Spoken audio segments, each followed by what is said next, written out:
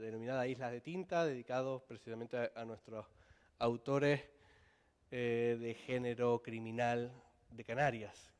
Una de las apuestas que siempre tiene el festival es que sea también plataformas, no solamente para traer al público canario a grandes firmas, como la que hemos tenido durante esta mañana, sino también que sea un lugar de encuentro, porque también eso hace muchos años que ya lo detectamos, ¿no? Que muchas veces hay autores que ni siquiera se conocen entre ellos, viviendo en las mismas islas, pero precisamente por ese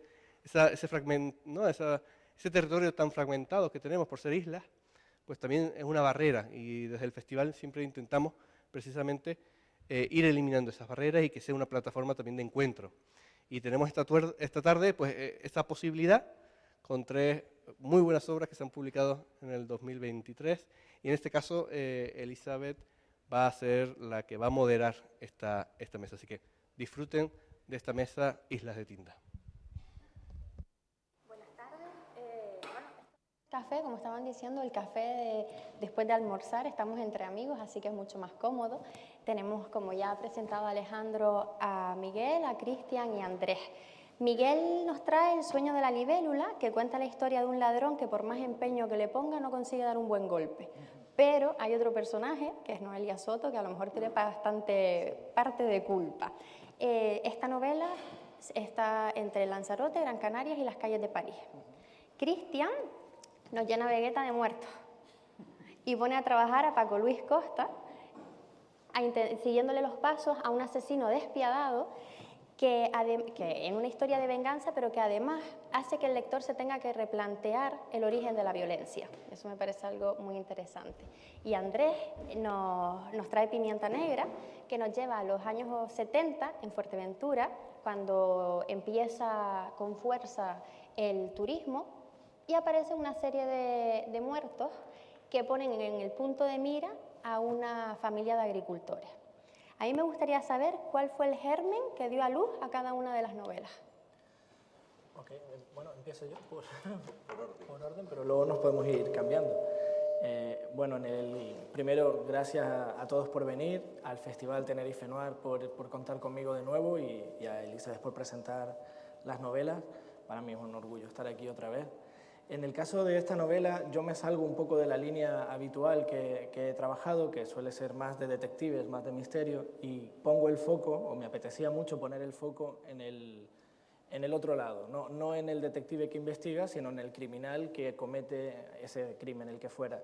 Y además me apetecía que fuera una novela no de sangre, sino más clásica, más tipo pues, un cine americano de los años 70, donde a lo mejor tenía más que ver con otro tipo de crimen, no necesariamente asesinatos. Y lo que hago es inventarme un robo.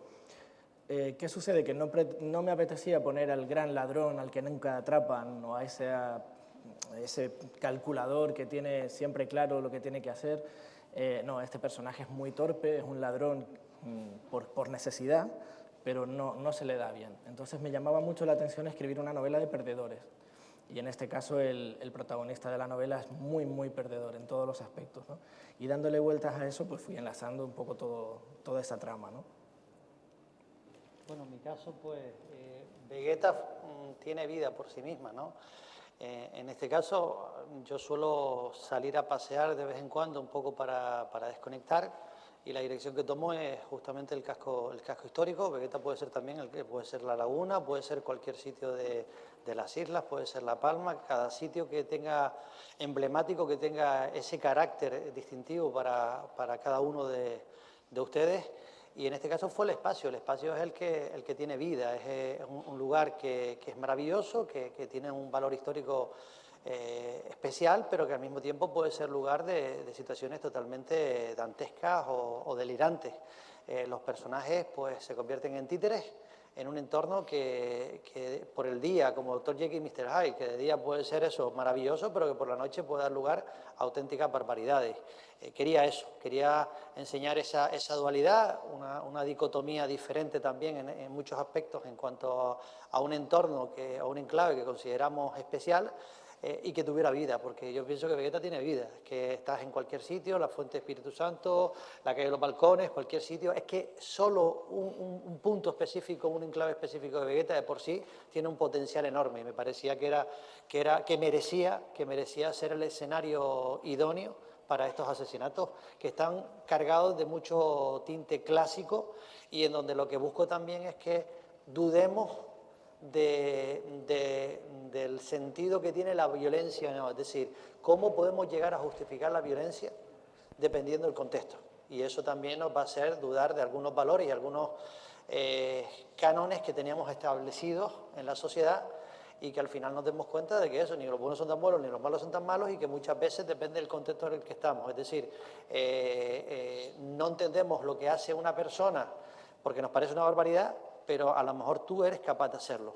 Pues si tú eres capaz de hacerlo dependiendo del contexto, posiblemente esa persona también se haya llevado abocado a eso. Igual que él pues habla de perdedores, yo lo que he querido es directamente tirar a los personajes al abismo, al acantilado, y ver cómo se manejan ellos solos. Bueno, pues yo en el caso de Pimienta Negra lo que quería era, de alguna manera, pues en un envoltorio de novela negra, contar un trocito de historia que es muy cercana a todos nosotros porque habla de los inicios del turismo, ¿no? Es una familia que, por motivos de que no se pudiera leer en clave, como se suele decir a veces, lo trasladé a la isla de Fuerteventura, pero bueno, podía ocurrir en cualquier isla que asistió a ese nacimiento del turismo, y una familia de origen rural vive ese cambio social tan drástico que se produjo, ¿no? Y cómo ellos lo sobrellevaron, ¿no? Estas familias viven al servicio de un cacique. En la sinopsis también se habla de que transcurre durante 50 años hasta nuestros días, para demostrar de alguna manera que las cosas no han cambiado tanto, porque esos mismos caciques que perpetraron aquellos abusos, hoy en día siguen perpetrándolos desde otros puntos, ¿no? Entonces, el tema de los perdedores también está aquí presente, porque es una parte de la población que siempre vivió sometida, ¿no? Hasta que un día ocurre un suceso y prende la mecha, ¿no? Es como la gota que colma el vaso, y entonces es cuando empiezan a aparecer, pues aquí se hablará de justicia, un poco esa justicia si es aceptada o no, pero que al fin y al cabo es justicia, ¿no?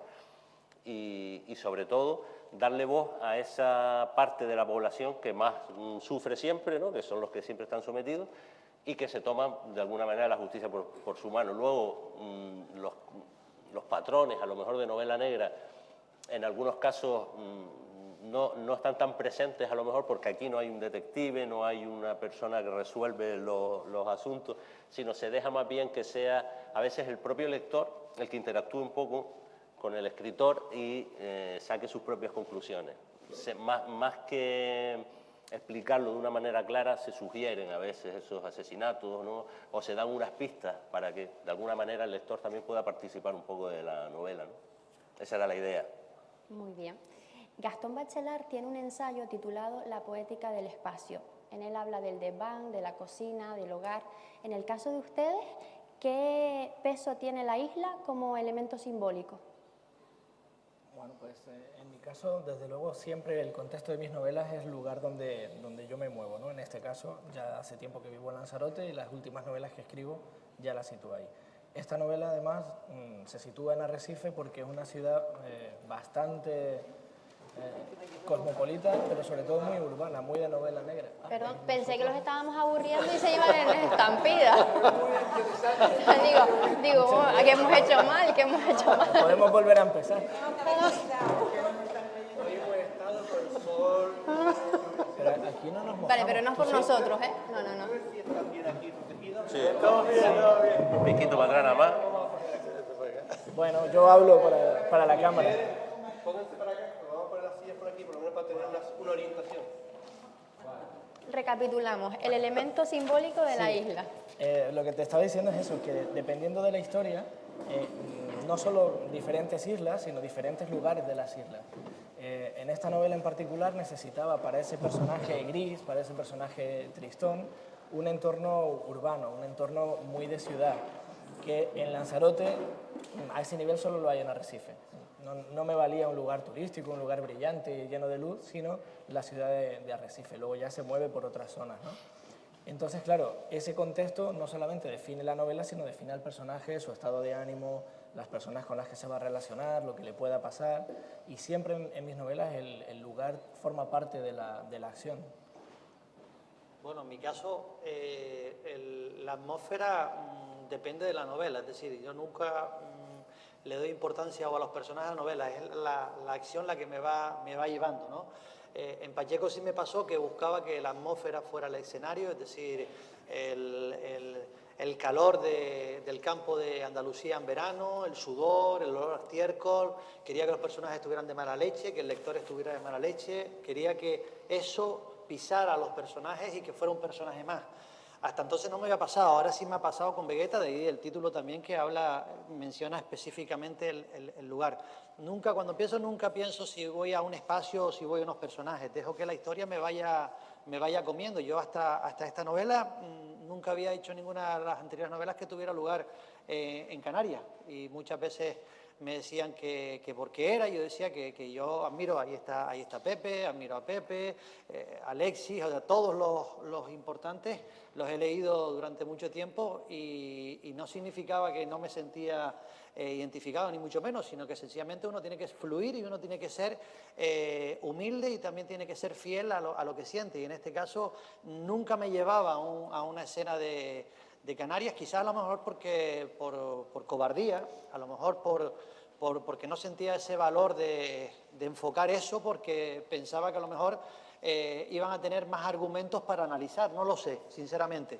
Pero lo que sí sé es que me lo he pasado mucho mejor porque ya no son lugares en donde he ido de pasada, sino son sitios donde vivo, y cuando estás en la calle Doctor Wogman te ves al lado de la escultura de Pere Galdós, pero después si sigues para allá llegas a una cafetería donde yo sé cómo habla y los guiños que tiene la gente, o el changa de San Nicolás que te ves en la plaza, en la parada de guagua de la Alameda de Colón, o sea, iba saliendo, y al final la escena y la novela me comió, y yo dejé que saliera sola. Entonces, pienso que nunca empezamos con la idea clara de decir va a ser un lugar o va a ser unos personajes, sino que ya dejamos que el caballo vaya desbocado y a partir de ahí nace. Yo he tenido la suerte que Vegeta me comió por las patas, como se suele decir.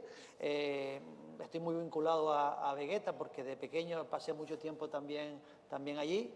Y ha sido básicamente por esto, pero a lo mejor las siguientes novelas no van a tener nunca, el espacio no va a tener importancia y a lo mejor no vuelvo a ser ninguna que tenga que ver con Canarias, pero no significa ni que me siento identificado más o menos, sino sencillamente es cómo sale. Bueno, yo en mi caso sí que me siento mucho más cómodo ambientando las novelas. Por ejemplo, la segunda, El vuelo de las 6:40, la acción se sitúa entre Gran Canaria y Madrid, pero me siento mucho más cómodo porque además como lector también me gusta leer una historia que está ambientada en los sitios que yo conozco. En este caso, por ejemplo, por la temática de esta historia, era evidente que tenía que ser en Canarias porque tratándose del origen de los inicios del turismo y tal, pues tenía claro que quería que fuera en Canarias. Después lo curioso que me pasó con lo de ambientarla en Fuerteventura no fue solamente porque no pudiera leerse en clave, porque no todo se pudiera interpretar muy fácilmente, sino además por el embrujo, por el hechizo que de alguna manera yo tuve con Fuerteventura la primera vez que la vi, ¿no? Cuando llegué hay un personaje que narra un momento en el que descubre Corralejo, y fue exactamente lo que a mí me ocurrió, ¿no? Que el ver aquellas dunas, el ver el mar, el ver la línea de la carretera que separaba la lava por el otro lado y unas tímidas montañas y tal, eso fue algo que a mí me impactó. Entonces me siento mucho más cómodo y me gusta más que la historia esté ambientada aquí, además porque yo como lector también, cuando he leído alguna novela y me ha dado por interesarme por un lugar, a lo mejor lo he descubierto por esa novela precisamente, ¿no? Y yo fantaseaba un poco con la idea de que a lo mejor alguien algún día estuviera leyendo esa novela en alguna parte del mundo y le diera por meterse en Google y decir, oye, a ver dónde está el barranco de Tirajana, o qué hay la laguna, o qué hay en Corralejo, qué es la Oliva, qué es la Casa de los... Ese tipo de historias, pues yo fantaseaba con ellas, y ya que escribía, digo, pues por lo menos voy a intentar que a alguien también le pueda picar la curiosidad, ¿no? Como me ha pasado a mí, ¿no? Virgilio Piñera habló sobre la maldita circunstancia del agua por todas partes. Un asesino en Madrid a las 8 horas puede estar en París. Sin embargo, es más difícil escapar de la isla. ¿Eso facilita o complica la trama?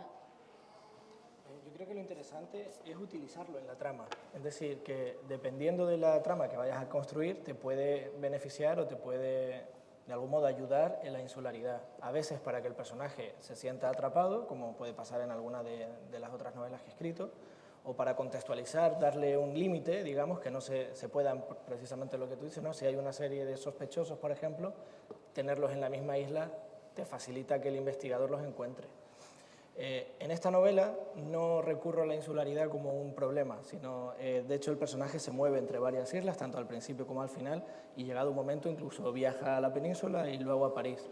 En esta no le doy esa importancia, pero sí que es verdad que la insularidad y el sentir que todos están cerca vertebra muy fuertemente la primera parte de la novela, cuando el personaje está en un lugar donde sabe que le pueden ver, que sus enemigos, que él tampoco tiene muy claro quiénes son, le pueden encontrar al doblar la esquina porque estamos todos pegados, y más en una isla pequeña como Lanzarote y en una ciudad pequeña como Arrecife, lo que le pasa al personaje al principio de la novela sobre todo es que tiene la mosca detrás de la oreja todo el rato, sabe que alguien le está engañando, lo que no sabe es que son varios alguienes, con lo cual el hombre está que no sabe dónde meterse, ¿no? Y en eso me ayuda esa claustrofobia, digamos, de la insularidad o de la ciudad pequeña. En mi caso, pues la verdad que no te sé contestar a esta cuestión porque mis asesinos, por lo menos en este caso estos personajes, les da igual si los van a coger o no. Ellos están en lo que están llevando a cabo una venganza, están cegados por sus pasiones. Cuando están cegados por las pasiones no tienen más perspectiva, sino sencillamente lo que están acometiendo. Obviamente el fin justifica los medios y todo tiene una forma de ser y un esquema planificado, pero no se paran a pensar si después puedo escapar o no puedo escapar, se paran son insaciables. O sea, están llevando a cabo una venganza, están como pasaba en Otelo, por ejemplo, con el personaje de Otelo, con la ceguera de los celos hacia Iago, pero aquí en un contexto diferente. O sea, están cegados por llevar una venganza en la que tienen que acabar con una serie de personas que consideran que tienen que desaparecer de este mundo. Entonces, lo de menos es si después los cogen o no los cogen, lo de menos si hay escapatoria o no hay escapatoria. Para ellos, la libertad es cuando en este mundo desaparecen esas personas. Entonces, da lo mismo si hay mar, si hay montaña, da lo mismo, o sea, no están en esa película. Entonces, nunca me he parado a pensar en eso, sencillamente es el hecho de que este mundo será un mundo mejor si acabas con esas personas. Y lo que intento, por supuesto, es que el lector se tope con una situación curiosa que es, por Dios, me siento identificado con el asesino. Es verdad que el mundo va a ser mejor si acaba con estas personas. Es decir, ¿me cargaría yo también a estas personas? O sea, busco todo eso, con lo que lo de menos es si tiene escapatoria, si barco, si ni barco, si es a tal hora, sino sencillamente voy al hecho en sí. Yo coincido bastante con Cristian en ese sentido. No, los personajes míos no creo que se han planteado en ningún momento si pueden ser descubiertos o no, porque lo mismo, ahí también se trata de una gota que colma el vaso y entonces ya las consecuencias luego pues prácticamente son lo de menos, ¿no? Si tiene escapatoria. Hay un personaje que curiosamente, por decir eso, sí lo ponen en escape, lo montan en un barco de turistas y luego en alta mar un pesquero se lo lleva y tal, pero vamos, como podía haber salido, si hubiera sido en la península, en un tren, no es algo que en ningún momento se hayan planteado los personajes, si iban a tener fácil de escapar o no, porque no se plantearon ninguna escapatoria. O sea, fueron situaciones límite donde ya lo que importaba era terminar con esa situación y luego ya lo que viniera, pues ya se vería. Los tres son algo, tienen otra profesión, supongo que la que paga las facturas, aparte de la profesión de escritor. ¿Cómo les influye esa otra profesión en la literatura? Bueno, en mi caso, como profesor, como docente, me influye de manera que, en teoría, tengo más tiempo libre para escribir. Siempre he aprovechado que por las tardes no tenía demasiado trabajo o no tenía trabajo todos los días o todos los fines de semana para intentar sacar tiempo que antes de ser profesor, con un trabajo que me llevaba muchas más horas distintas del día, más que tanto las horas como que un día trabajas en turno de mañana, luego tienes que ir a mediodía, luego media tarde, pero ahora como profesor sí he podido establecer unos horarios, ¿no? Lo que pasa es que luego también es verdad que la carga de trabajo en determinados momentos del curso pues no te deja ni encender el portátil en casa, tienes que estar a otras cosas. Pero bueno, sí me ha ayudado el tener esa seguridad de que iba a poder sentarme a escribir, me ha ayudado a plantearme proyectos y a poderlos terminar, que muchas veces lo que pasa con esto es que arrancas y si luego ves que te falta tiempo o te falta el momento, lo vas dejando, ¿no? Y yo en eso sí he tenido la posibilidad de escribir casi te diría que a diario, aunque fuera un poquito, y poder ir terminando cosas, ¿no? Para mí la literatura es una válvula de escape y un deber moral, es decir, todos debemos intentar aportar algo a la sociedad, cada uno en su contexto. Yo doy clases también y en la medida de las posibilidades, cuando los alumnos me lo permiten, pues intento ayudarles o por lo menos dejar huella, no desde el punto de vista vanidoso, sino inculcarles cierta experiencia y ciertos valores para que los fallos que uno ha cometido no los cometan ellos. Pero al margen de eso, porque después tienen su casa, tienen su familia, tienen sus entornos, desde el punto de vista social sí que considero que puedo emplear la literatura para dar un golpe en la mesa, para zarandear, para decir las cosas como las veo, que pienso que nos están llevando como corderitos al matadero, que nos están desinformando con tanta información, curiosamente. Estamos en el mundo, en la era de la información y en la que se está menos informado por tanta desinformación, desde mi punto de vista, y considero que la literatura es la fórmula. Hoy mismo estaba leyendo, sin desmerecer, pues una persona que ha ganado lo típico que se gana en las editoriales potentes, pues el tal no sé cuánto que ha ganado, que me leí esa novela y la verdad que me dejó en la página 20 y yo no sabía ni qué pensar. Y esa persona lo que decía es, escribo porque toda la vida he escrito. No, si escribes es porque has leído. Es decir, no se puede hacer literatura si no lees. O sea, eso de para hacer literatura tengo que escribir, no, tienes que leer. Entonces, y tienes que leer en la escuela, y tienes que leer en casa, y los niños tienen que tener un diario, y tienes que inculcar eso. Entonces, yo pienso que ese es el deber moral que tenemos. Entonces, yo busco la literatura para eso, para llamar las cosas como son, para decir que estamos dando tumbos, palos de ciego, y que la literatura, que también es una fórmula también, porque cuando uno a veces lee cosas, dice, pues no todo vale, para hacer literatura hay que leer. Es que es infumable el hacer literatura sin leer. Entonces, pues lo mismo digo en cuanto a la educación, o sea, si no inculcamos que se vuelva a leer, que se vuelva al pensamiento crítico y seguimos cayendo en la autocomplacencia, pues así nos irá una sociedad de corderitos que nos tienen cada vez más amansados y en donde el deber moral que tiene cada generación, en este caso las personas que estamos aquí, no lo estamos llevando a cabo. Bueno, yo me dedico a la hostelería, me he dedicado desde siempre he estado vinculado a la hostelería. Me vino muy bien, porque en Pimienta Negra una de las cosas que yo quería contar era precisamente eso, ¿no? El inicio de la hostelería, y me sirvió mucho en mi experiencia personal, porque yo me fui muy jovencillo, yo me crié en Arucas, y luego cuando empecé a estudiar en Las Palmas, en turismo, en ese momento salió una oferta para un trabajo en Puerto Rico y tal, y allí me fui y ahí me quedé ya. Yo también sufrí ese embrujo y ese hechizo de lo que era ese mundo nuevo que nos traía el turismo para los que nos habíamos criado en otras zonas, los extranjeros, todo aquello que traían.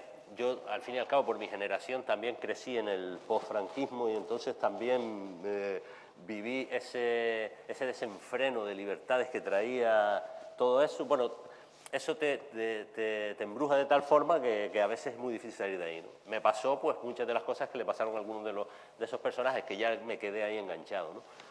Y luego, pues, a la hora de escribir, de las cosas que te motivan, de las cosas que te obsesionan, me imagino, y de las cosas que uno necesita verter sobre el papel porque es una forma de desahogo y porque cree que lo necesita, ¿no? Más o menos un poco en consonancia con lo que dice Cristian, yo me he llegado a preguntar algunas veces si nosotros no seremos, a lo mejor, muy cobardes, ¿no? A la hora de dejar en manos, en boca de nuestros personajes, todo aquello que a lo mejor no podemos de otra forma más activa hacer, ¿no? Porque yo admiro mucho y al mismo tiempo me doy cuenta de que yo realmente no hago nada, ¿no? De lo que a lo mejor debería uno hacer, ¿no? Que es salir a la calle y reivindicar lo que tiene que reivindicar. Uno se parapeta detrás de unos personajes que, como en algunos programas de televisión, ¿no? Que te ponen luego a pie de pantalla, que las opiniones no son responsabilidad del medio, sino de cada personaje.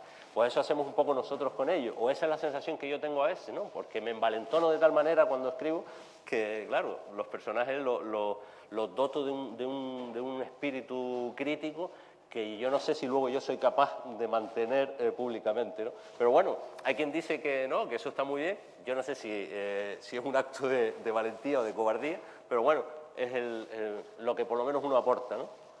La semana pasada Eugenio Fuentes estuvo presentando aquí en Tenerife Noir su ensayo Los bajos fondos del corazón, y él decía que la novela negra no es novela realista contemporánea, porque el realismo muestra las luces y las sombras de la sociedad y la novela negra solo las sombras. ¿Qué opinan ustedes de eso? ¿En sus novelas muestran solo la oscuridad de la sociedad o también muestran las luces? Bueno, yo estuve hablando también en Tías, en Lanzarote, con Eugenio, y tuvimos una charla muy interesante sobre su enfoque de la novela negra y cómo él opinaba que además de la parte social también refleja la parte humana de los personajes, y se refería a esto, comentaba esto mismo en ese sentido, que la novela negra habitualmente se centra únicamente en lo malo, ¿no? En la parte oscura. De hecho, su ensayo se llama algo parecido por eso mismo. Yo creo que depende, hay muchos tipos de novela negra, quiero decir que dentro de la burbuja en la que nos movemos todos de novela negra hay muchas diferencias, no es lo mismo una novela, bueno, aquí hay 3 novelas totalmente diferentes y seguramente aportan también parte de luz. Yo creo que el enfoque de Eugenio Fuentes no está equivocado, pero sí que se puede matizar. En concreto, en mi novela sí que es verdad que el personaje no es un personaje al que la vida le sonría, pero porque el personaje es así. Sin embargo, el entorno que le rodea no se muestra especialmente gris. Intento ser lo más objetivo posible a la hora de retratar tanto Arrecife como la isla en general, como lo que va sucediendo. Pero sí que es un personaje que a propósito está hecho así para que sea, pues eso, gris, ¿no? Un personaje al que le salen las cosas mal, pero aún así no pierde el optimismo, él nunca se rinde, en ningún momento baja los brazos, a pesar de que la vida le va dando un revés tras otro, cada trabajo que intenta le sale mal, entra y sale de la cárcel a tal nivel que ya se conoce a los policías que le detienen como si fueran amigos, pero él no se rinde, él sabe que en algún momento podrá dejar esa vida y tener alguna posibilidad, ¿no? Y eso lo defiende durante toda la novela. Por lo tanto, sí es verdad que la novela negra normalmente arranca desde algo oscuro, porque para eso se escribe, intentamos retratar algo negativo contra lo que combate tal o cual personaje, ¿no? Pero yo creo que el objeto final de la novela negra es que el bien prevalezca, por lo tanto, la novela no puede ser más optimista. Estás leyendo durante un montón de páginas intentando que el bien, o no tanto el bien como, digamos, el objetivo que tiene el protagonista, o sea, que el protagonista sea positivo o negativo, se salga con la suya. Eso es lo que intentamos descubrir con la novela negra, que puede ser consumar una venganza o puede ser cualquier otra. No me refiero a que sea algo positivo, pero sí lo es para el protagonista. El protagonista durante la novela está siendo optimista, está intentando alcanzar su objetivo. Entonces, yo creo que se puede matizar. No es como a lo mejor una novela de terror donde realmente te focalizas en lo peor. Sin embargo, la novela negra es una novela de escape. Los personajes que tienen una situación conflictiva y negra, de ahí el nombre, intentan salir adelante, ¿no? Yo en eso sí discrepé un poco con él. Yo pienso que, aparte de las etiquetas que no me gustan, pero entiendo que en los géneros pues, son necesarios, pienso que muchas veces depende también, más que de la historia, de lo que late en el personaje en sí. Es decir, en las cloacas de las vísceras del personaje en sí. Si las intenciones son oscuras o no son oscuras, porque este mundo tiene luces. Es que vamos a ver, si tú utilizas un género y todo es oscuridad, entonces tampoco, ¿qué parece? ¿El género una novela gótica o qué? O sea, necesitamos luces también, o sea, tiene que haber el claroscuro. Distinto es el detenimiento o el tiempo que le dedicas tú a esa oscuridad, a bajar a esas cloacas, a esas pasiones, a esas vísceras, cómo te mueves en el fango, cómo te mueves en ese lodo. Entonces, y yo pienso que ahí sí hay que dedicarle más detenimiento para conocer también el contexto, para conocer también, para ver la declaración de intenciones. Entonces, no puede ser todo ni claro ni oscuro, porque para empezar la existencia del mal lleva consigo la necesidad de que exista el bien.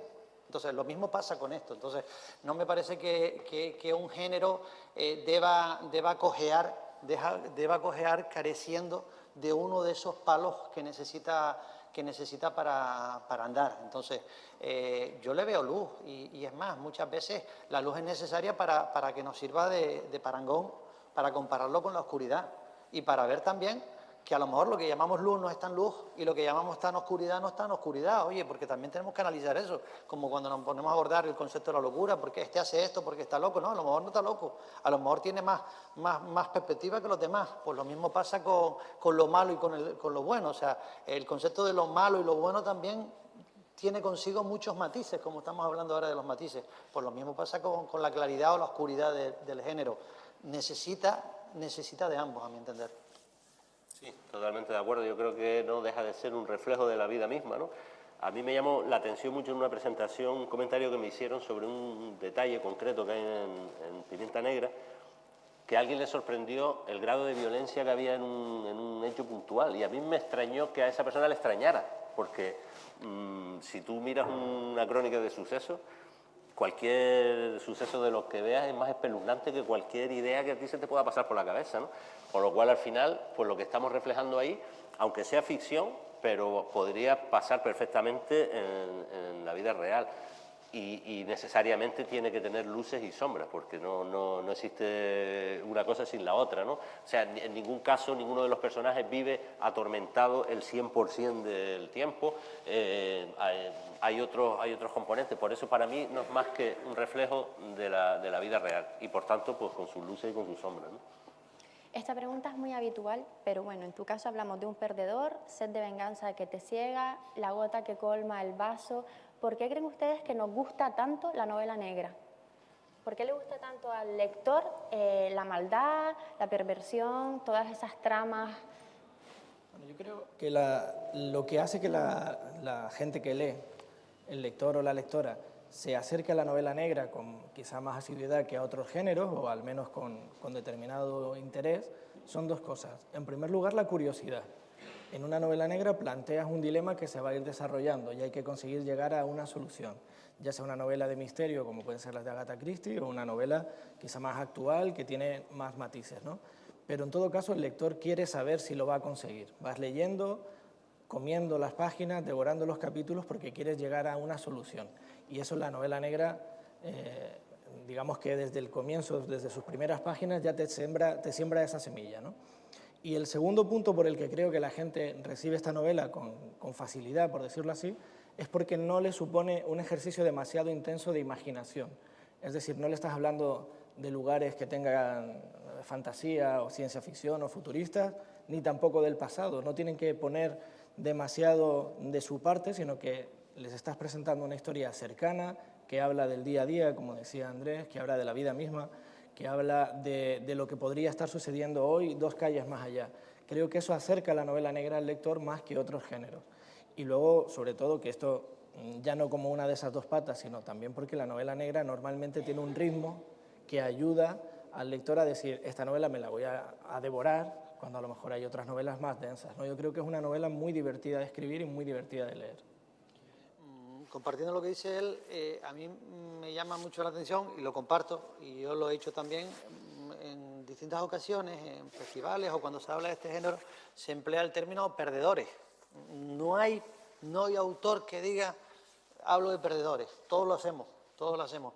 Y yo pienso que en el fondo nos gusta ver cómo aquella persona a la que han hundido en el lodo dice, no, yo voy a luchar, voy a intentarlo, voy a echarle lo que hay que echarle a ver si salgo de esto.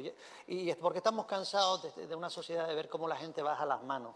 Entonces, y eso te lo permite esta novela también, porque tira de eso, tira de las vísceras y tira de las pasiones. Es decir, hace no mucho me dijo un compañero que la anterior novela mía, La partida, la había dejado de leer porque el capítulo inicial, que fallecía un bebé y le parecía muy fuerte la escena y todo eso, y no podía. Y yo digo, bueno, pues lo siento, ¿qué voy a hacerle? Yo no puedo cambiar el capítulo. Y me decía que no podía porque le parecía demasiado fuerte. Yo necesitaba que ese capítulo estuviera ahí, porque necesitaba que el papá de ese niño estuviera en el lodo, estuviera en el fango. Y la forma que concebí que estuviera era haber perdido ese bebé. Entonces, los perdedores nos identificamos mucho con ellos. Todos hemos perdido alguna vez algo. O todos hemos dejado de ganar algo que queríamos conseguir. Entonces, y en el fondo sentimos cierta envidia hacia aquellos que lo ganan todo continuamente, aquellos que les va perfecto, o por lo menos que se venden como impolutos.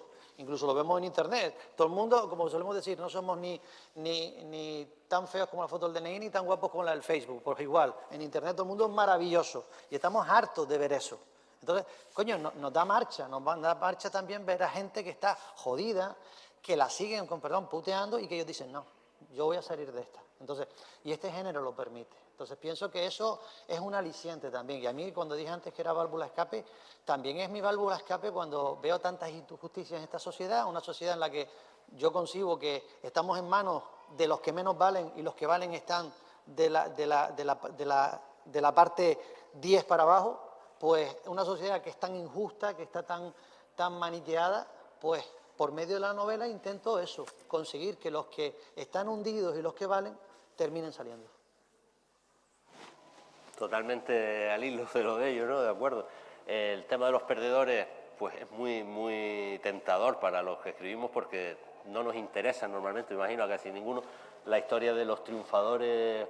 Nos interesa la de los perdedores porque tiene mucha más sustancia, ¿no? Después hay algo también que creo que esté en el interior de cada uno que nunca lo vamos a reconocer, ¿no? Y que son esos instintos que no son políticamente correctos ni que nadie reconocemos nunca, pero que todos en algún momento hemos sentido.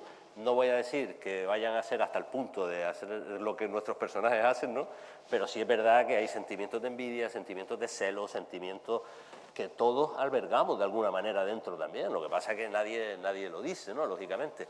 Y luego, a mí, por ejemplo, me llamó mucho la atención sobre este tema y de lo que comentaba ahora es cuando en Los Santos Inocentes se llevó al cine, en el Festival de Cannes, contaba Miguel Delibes que en la escena en la que Azarías mata al señorito Iván, el público se levantó, se puso en pie y se puso a aplaudir, ¿no? Y era un público como ustedes, ¿no? O sea, personas de bien.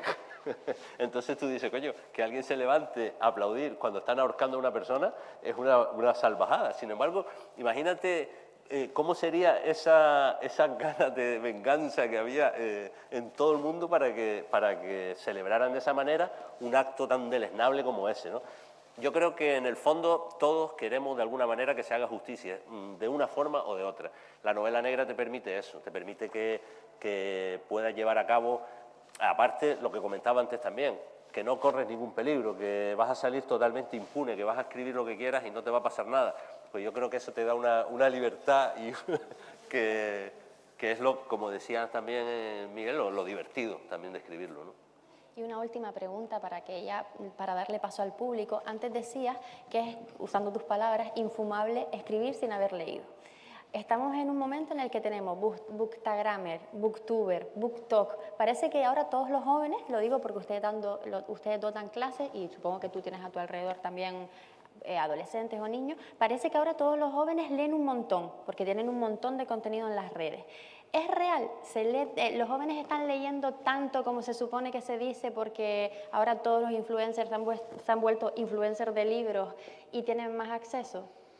Bueno, la verdad es que yo en el instituto donde trabajo, que tengo niños pequeños y también tengo niños grandes, este año no me quejo demasiado porque es verdad que los niños a partir de 12, 13 en adelante, este año están leyendo más que años anteriores. No sé si porque ya han entrado en la rutina, saben que todos los días hay un periodo de lectura y ya llevan el libro, pero me sorprende. Todavía me sorprende porque lo normal, lo que yo he vivido de aquí para atrás en los últimos 10 años es que precisamente el niño llega a clase, le pides que saque su libro de lectura y te dice que no tengo libros en casa.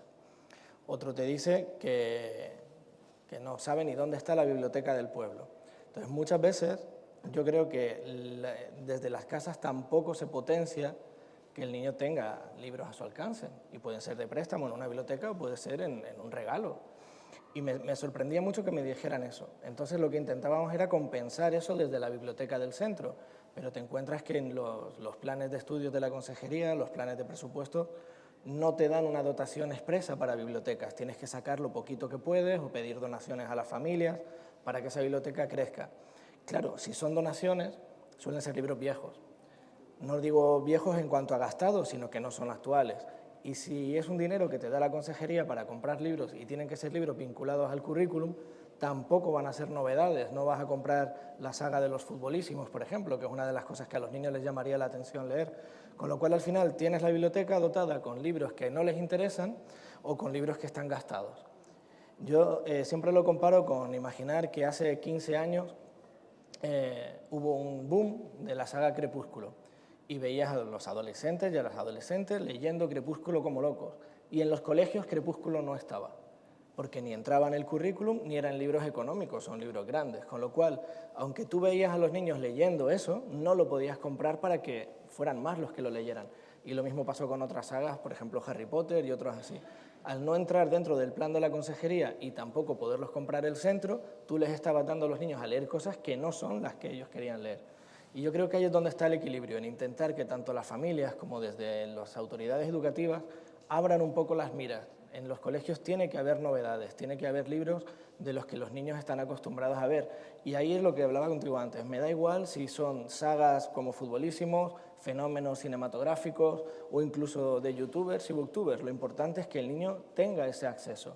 Y luego ya estará en la labor de las familias y de los docentes llevarle a que además de que has leído esto, mira, esto igual también te puede gustar y acercarle lo demás. Porque lo que yo estoy viendo ahora es que el niño lee el libro de la booktuber o de la youtuber de turno y cuando se lo termina no hay nada después, no hay una continuación. El salto desde esa literatura a la siguiente es enorme y no puedes pasar de leer el libro de una niña que te está contando que se ha cambiado de colegio pero las nuevas amigas no la aceptan y entonces hay un chico súper guapo que no, y así. Tomo 1, tomo 2, tomo 3, tomo 4, tomo 5. Cuando se aburre de eso, de ahí no va a pasar a leer una novela con una temática más profunda, ¿no? Se ha quedado en esa historia banal que no le dice nada. Y ahí es donde quizás está el agujero, ¿no? En que no le podemos ofrecer otra cosa porque no la tenemos a nuestro alcance. Yo, bueno, se nota que das clase porque tienes claro la situación que hay. Al mismo tiempo, yo lo que veo es la inmediatez. Es decir, los más jóvenes están cegados por la inmediatez. Todo es, lo estábamos hablando antes cuando estábamos comiendo, todo es a base de, por eso el TikTok y todas estas historias les gusta, pues están todo el día, los ves en la pantalla, están ta, ta, ta, ta, ta, ta, ta, ta, como tiros. Los dedos esos van como voladores. Claro, cuando estás hecho a que todo dure poco y que todo se te dé con tanta velocidad, claro, coger un tocho así o coger una cosa así, pues oye, se te hace un mundo. Entonces, yo por lo menos pienso que tenemos que mejorar las dotaciones, como dice él, y al mismo tiempo a lo mejor tenemos que adaptarnos a su contexto, es decir, cambiar ¿cómo es el que fue antes? ¿El huevo? Pues aquí cambiar el contexto. Es decir, yo veo que a muchos de ellos les gustan las series de televisión, muchos te hablan de series de televisión, y yo lo que les digo a ellos es, no está mal la serie de televisión, pero eso es un guión, y ese guión lleva consigo una historia, y esa historia la ha hecho alguien.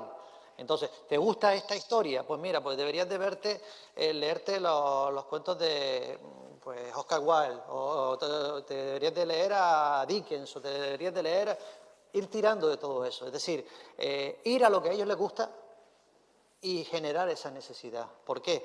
Porque no es como antes, que a lo mejor empezabas te leías Asterix y Obelix, te leías Tintín, y poco a poco después Julio Verne, y después de Julio Verne ibas, y poco a poco íbamos, escalonadamente íbamos subiendo. Eso no se da, porque no tienen esa inmediatez, la inmediatez de ellos no es esa. Entonces, tenemos que ir a lo que ellos están ya degustando. Oye, ¿qué estás degustando? ¿Series? Pues vamos a ver. ¿Este guión te gusta? Oye, pues mira, esta serie que está bastante buena, que te gusta, pues mira, esta se basa en esta novela, que es clavada esta novela, léetela. E ir mirando si por ahí puedes ir metiendo gente, porque los chiquillos son impacientes, o sea, la inmediatez, o sea, ya llega un momento que es que ni una película la aguantan muchas veces, no la aguantan. Por eso el YouTube tuvo tanto éxito, porque el YouTube tenía el formato de 2 minutos, de 5 minutos, se les ha vendido esa inmediatez. Entonces tenemos que volver a cambiar el circuito un poco, pero sin desmerecer lo que ellos hacen, porque si les gusta la serie, vamos a ver, si les gusta YouTube también, ver también, o el manga o los géneros, sin quitarle mérito a las cosas que les gustan, porque también por ahí también podemos ir tirando.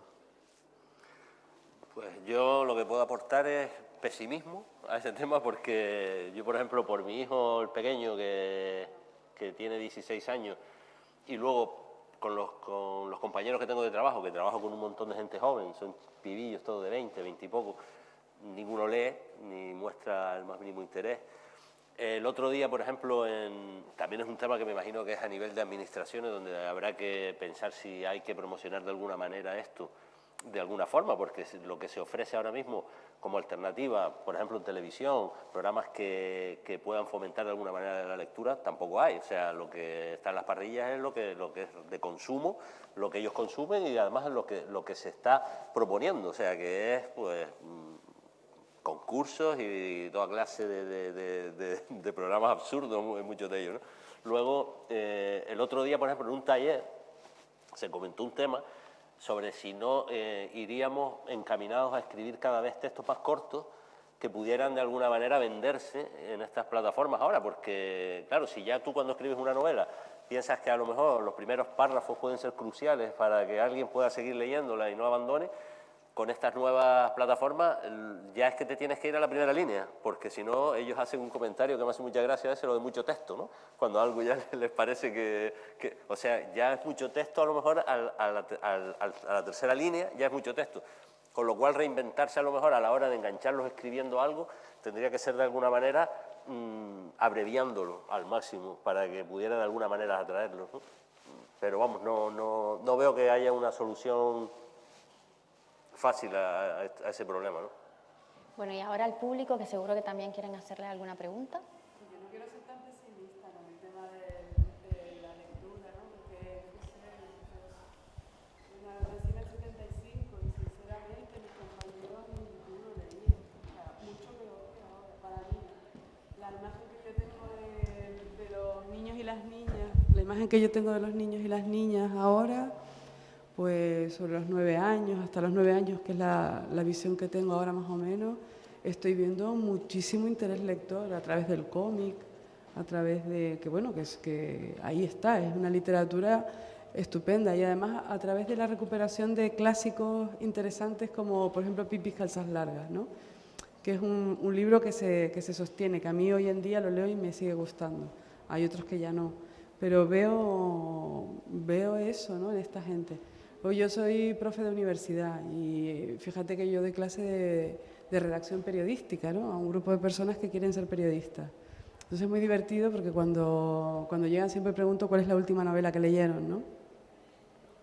Es divertidísimo, claro, porque lo que ocurre habitualmente es que te dicen la que le han obligado a leer, ¿no? Enseguida lo notas, ¿no? Hay un porcentaje que afortunadamente no es el más amplio, que es este, que es la que han tenido que leer obligatoriamente. Luego hay un porcentaje pues de este tipo de literatura, no sé si llamarlo literatura, ¿no? Es este rollo así como más banal y tal. Y luego hay un 10% de gente que le mete cabeza. Y a veces pienso, ¿no será que siempre es un 10% la gente que le mete cabeza? Es que esto son habas contadas. Que es que no te lee ni tu familia. Que es así, ¿no? También soy escritora, yo a ustedes no los conozco, Miguel sí, ¿no? Pero es que es así, ¿no? Que es lo que hay, ¿no? Entonces, también lo pienso. Sin embargo, y pese a todo, no soy pesimista porque sí que es un momento en el que se lee más que nunca. Por poco que sea, se lee en Internet. Por poco que sea, por rápido que sea. Se escribe, ¿no? Ya no se llama por teléfono. Antes en mi adolescencia nos pegábamos una hora hablando por teléfono. Ahora ya, y te acuerdas que era así, y ahora ya no hay eso, sino directamente es. Y te escribe. Hay que ver cómo lo escribes, ¿sabes? Que estamos hablando de leer novela o leer cualquier formato y después los mismos mensajes, el lenguaje se lo están cargando, porque en algunos casos... Mira, con que se lea la gente las etiquetas de lo que consume, claro, eso ya flipo. Pero entonces la cuestión, ¿sabes? Cuando ella formulaba la cuestión de qué estamos hablando, literatura o de cualquier cosa, porque entonces a lo mejor la contestación... Literatura, pero literatura clásica. Elizabeth, tú plantéate, ¿cuántos escritores han leído a Proust? ¿Cuántos escritores han leído a Balzac? Vamos a empezar a pensar, ¿cuántos escritores incluso se han leído El Quijote? Incluso. No te digo ya, ¿no? O sea, ¿cuántos escritores, gente actualmente que es escritora? O sea, no quiero tirar una piedra sobre mi propio tejado, ¿no? Pero ¿cuántos hay? ¿Cuántos dicen que es que no me quiero contaminar con las otras cosas? Es que tengo que dedicar todo mi tiempo a escribir, ¿no? Entonces, claro, hay gente que, sobre todo en nuestro género, perdonadme, pero sobre todo en el género negro, en la literatura blanca no te atreves, porque tú tienes que tener unos referentes de narices, porque si no, tela, ¿no? Pero sí, nos hemos leído los clásicos del género, pero es que además de eso, habría que leerse unos cuantos más, ¿no? Por nada, y no leérselo, sino releértelo, para que vaya cuajando una mirada ya más madura, ¿no?, sobre lo que lee. Entonces, ¿sabes qué?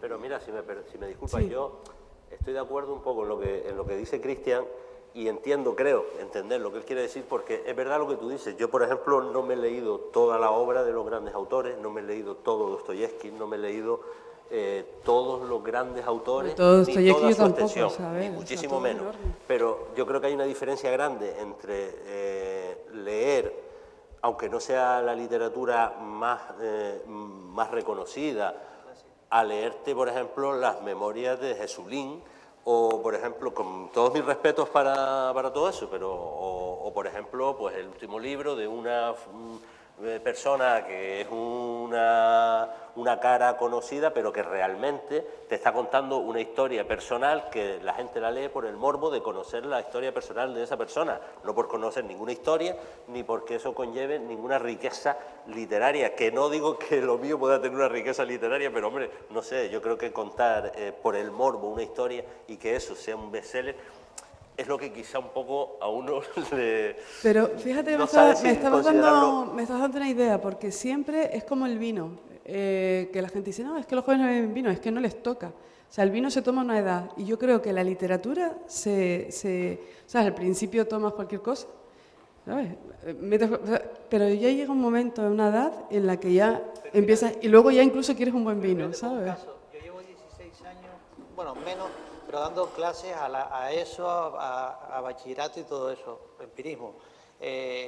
Las generaciones cada vez que me han tocado, será que he tenido la mala suerte, y las personas que dan lengua y literatura me lo dicen continuamente, ahora están con la Celestina y están amargados porque llevan medio año con la Celestina y no le hincan al diente a los chiquillos. ¿No les gusta? No, pero te quiero decir, pero Celestina o la que sea, lo te diré. Ella que es docente lo dice, entonces... Depende también de la edad, depende del contexto en el que nos veamos y depende de muchas variables, ¿me entiendes? Es que estamos hablando de un contexto genérico. Yo por eso quería saber si la cuestión la formulaba en cuanto a literatura en general o a leer cualquier cosa. Claro que se lee cualquier cosa, en el TikTok hay 20.000 historias, en el WhatsApp hay cualquier historia, ¿me entiendes?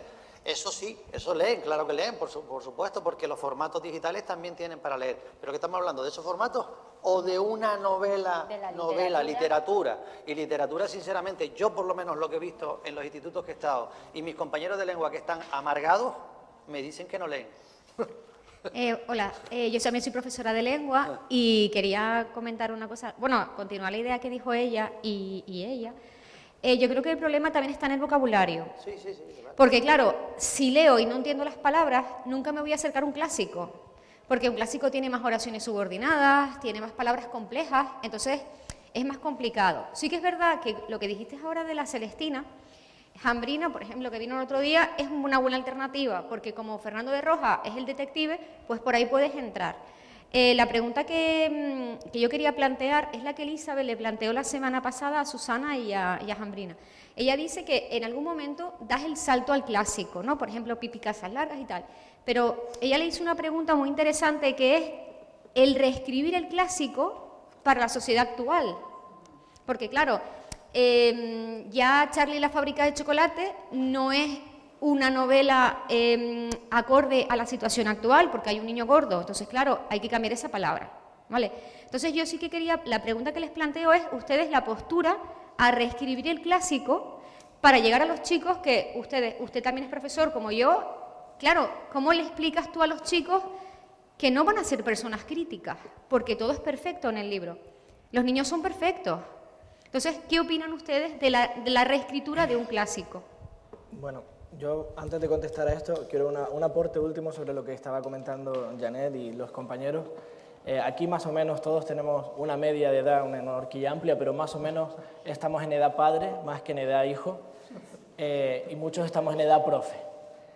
Chicos, ¿cuántos de los niños y niñas de 9 a 16 años escuchan a los Beatles? ¿Cuántos de esos chicos escuchan a Bruce Springsteen? No te hablo de cuántos escuchan a Tchaikovsky. Vamos a centrar las cosas. 2024, pibes de 10 años no leen El Lazarillo. Pero es que yo tampoco hace 30 años. Vamos a centrar un poco el debate porque no podemos caer en la profecía autoincumplida. Yo a mi hija de 10 años le acerqué Charlie, la fábrica de chocolate, lo miró y me dijo, quita para allá. Lo que yo habría hecho hace 20 o 30 años con El sombrero de tres picos. Vamos a centrarnos porque estos críos viven en el siglo XXI y no les podemos meter referentes del siglo XX perdona. Pero espera un segundo. Pero vamos Ahora, al sistema educativo, o sea, el sistema educativo te dice que les tienes que enseñar la Claro. Celestina. Entonces, lo que está fallando es la educación, pero volvemos a lo eso mismo. es- Claro, a lo que quiero ir, claro, es que, a lo claro. que yo Porque cada vez los chavales, por lo menos en mi experiencia, los años que yo llevo en secundaria, tienen sentido crítico con las cosas que ellos tal, pero cada vez van a menos.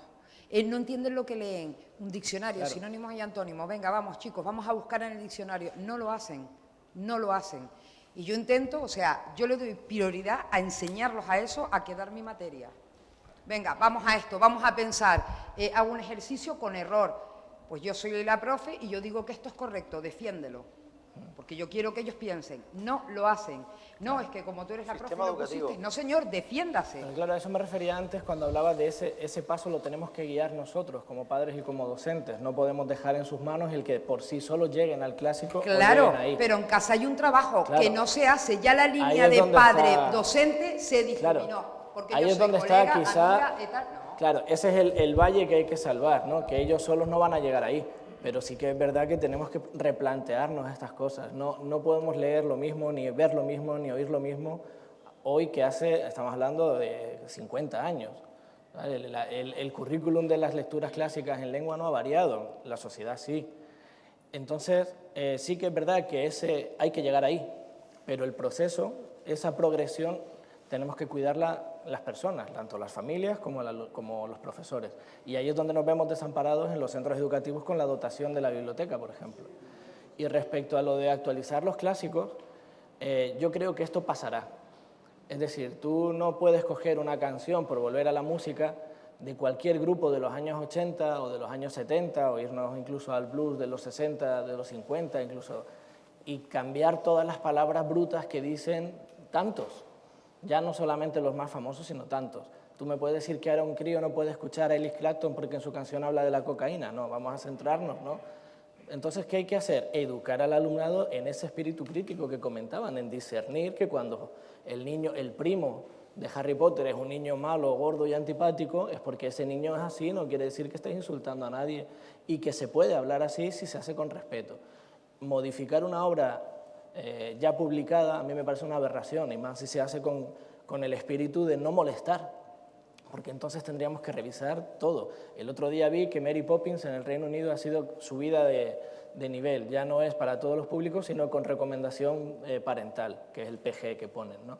O sea que hay dos palabras medio malsonantes en inglés, o en su época lo eran, y ahora resulta que Mary Poppins ya no es para todos los públicos. Y yo creo que se nos va un poco de las manos, estamos idiotizando un poco a las nuevas generaciones, evitándolas o evitando que ellos mismos descubran o se den cuenta de que esto es así, que la sociedad no tiene por qué ponérselo más fácil, es así. Yo me acabo de acordar ahora cuando hablabas de un pasaje de 1984, cuando se dedica el protagonista a reescribir la historia, ¿no? Según que iba pasando el tiempo, todas aquellas noticias que no gustaban ya, las cambiaba y entonces anulaba por completo aquellos diarios, aquellos periódicos y sacaba un periódico ahora con aquella fecha anterior. Es una barbaridad porque, por ejemplo, yo pienso muchas veces, ¿no? Y los taurinos me matarán porque otro dice una crítica por ahí que nosotros no podemos negar que los toros han sido la fiesta nacional y que hubo toreros muy famosos, pero eso no quiere decir que tenga que existir el toreo durante toda la vida porque ya existió una vez, ¿no? Y con eso un montón de cosas. A mí me avergüenza muchas de las cosas que yo he hecho en mi pasado, ¿no? Por ejemplo, reírme de un chiste de Martes y 13, por ejemplo, de un sketch del famoso aquel Mi marido me pega, ¿no? Por ejemplo, que lo han puesto alguna vez en la tele. Eso te lo ponían un fin de año y la gente se moría de la risa, ¿no? Como eso, un montón de cosas. No, sería una barbaridad intentar cambiar ahora toda nuestra historia, porque es que realmente lo que pasó, pasó y lo que fue así, ¿no? Lo que sí tenemos que ponernos manos a la obra y además seriamente en educar para que a partir de este momento, todo lo que viene de aquí en adelante ya deje atrás todo eso. O sea, ya tenemos que entender que el que tiene gafas en el colegio no puede ser el objetivo de las burlas de todos los demás, ni el que tiene sobrepeso, y que existe igualdad de género, y que existe igualdad de orientación sexual, y de un montón, y libertad de religión. O sea, todo eso hace mucho tiempo ya que venimos trabajando en eso y que tiene que ser. Por eso desde la política también es preocupante a veces las voces discordantes que hay ahora. A veces oigo comentarios por ahí, no puedes evitarlo, ¿no? Como ese típico, es que ya no se puede echar un piro, es que ya no... Ese tipo de cosas son las que hay que trabajar muy duro con estas generaciones que van viniendo para irlas orientando ya en otro sentido, ¿no? Y que empiecen a ver que todo eso no era normal, que fueron barbaridades que cometimos como otras tantas que ha habido a lo largo de la historia, ¿no? Pero reescribirlo sí me parece un disparate. Hay una cosa antes que dijiste, lo de los clásicos también. Yo lo hice aquí en La Laguna, me doctoré aquí y mi especialidad es en Shakespeare. Y cuando investigaba me harté de escuchar Shakespeare era misógino, Shakespeare era no sé cuánto. ¿Por qué? Porque te enseña un mundo misógino, machista. Bueno, se basaba en los clásicos y los clásicos eran así. Entonces, lo que quiero decir es, dejemos los clásicos, ya ellos hicieron auténticas maravillas. Oye, que hay cuestiones que ahora ya no se adaptan porque el mundo afortunadamente evoluciona, pues se explica y ya está, pero qué manía. De la misma forma que le quieren hincar el diente a los clásicos, pues entonces estamos dejando de hacer para coger lo que ya se ha hecho que era bueno. No, eso era muy bueno, porque también te digo, el valor de los clásicos, pues parece, los clásicos, ya no me puedo leer el Lazarillo, no, pues coño, pues deberíamos, es que deberíamos, porque eran auténticas maravillas en su momento, y tienen un valor cultural importantísimo, o el Mercader de Venecia. O sea, tanto que hablamos ahora de judíos y de 20.000 historias, pues oye, pues hay cuestiones que ahí subyacen, que se hablaron de ellas en el siglo XVI. O sea, tú dices, Chayo, no, es que los clásicos, no, es que ahora no me puedo leer los clásicos. Pues oye, pues a lo mejor deberíamos, lo que pasa es que contextualizándolo. Entonces, el inconveniente es ese, el sistema, el dichoso sistema educativo. El sistema educativo cojea por todos lados, tiene fisuras por todos lados. Entonces, y ese es el desaguisado que hay aquí. Pero pasa con todo, pasa con los idiomas. O sea, los chicos, no hay una clase oratoria. Los chicos tú le dices en inglés, que yo de inglés, haz un comentario de texto, haz una opinión personal, y no te la saben hacer, pero después le dices que te la hagan en castellano y no te la saben hacer en castellano. Tú le dices al niño, la semana pasada un niño le dije, dame tu opinión de esto. Y me dice, no sé decirla en inglés. Le digo, pues como no sabes decirla en inglés, dímela en castellano y te echo un cabo. Y se me queda así, tampoco sé. Entonces, oratoria, lectura, diario, faltan cuestiones tan elementales. Yo metía diario en todas las clases. Que los chiquillos se pongan a plasmar, que los chiquillos vean cómo evolucionan, cómo maduran, cómo piensan. Pero no, aquí es más fácil, tiramos para adelante y a ver lo que sale. Entonces, te lo digo, o sea, cuando aquí se habla del bilingüismo en Canarias, pero vamos a ver, si la lengua castellana está como está, ¿de qué me estás hablando? Entonces, y eso afecta a la lectura, claro que afecta a la lectura. Entonces, y a los chiquillos les cuesta un mundo. Esto es como decirle a una persona que hace footing 5 minutos que haga una maratón. Y eso es lo que le estamos diciendo a esta gente. Y eso no es así tampoco. Por supuesto que pueden llegar a estar capacitados para hacer una maratón, sí, pero tienen que seguir sus pasos. Pero te digo, o sea, ¿cómo le vas a pedir en inglés que te haga un comentario si después le dices que te lo haga en castellano y te dice que no te lo puede hacer? Y eso lo viví yo el jueves pasado. El jueves pasado lo viví. Entonces, y eso lo ve todo el mundo, porque eso lo veo yo en todos los equipos educativos y lo veo en todos los claustros. Entonces, no me lo estoy inventando. Entonces, ese es el sistema educativo. Falla el sistema educativo y después en las casas la autocomplacencia. Un sistema educativo que permite que los niños con 5 o con 6 asignaturas pasen y entonces los papás tampoco le ponen mucho empeño al asunto. Entonces, ese mix es un cóctel molotov y eso, por supuesto, afecta a la lectura. ¿Alguna otra pregunta? Bueno, pues nos quedamos con este enriquecedor debate que se ha creado al final. Vamos a intentar ser optimistas. Yo estoy con Janet, a pesar de que veo las cosas, pero a pesar de que las veo muy negras, lo siento. Sí. Y decía, si no quieres ser como él, lee, pues eso. Claro, claro. Pues con esa reflexión terminamos. Muchas gracias.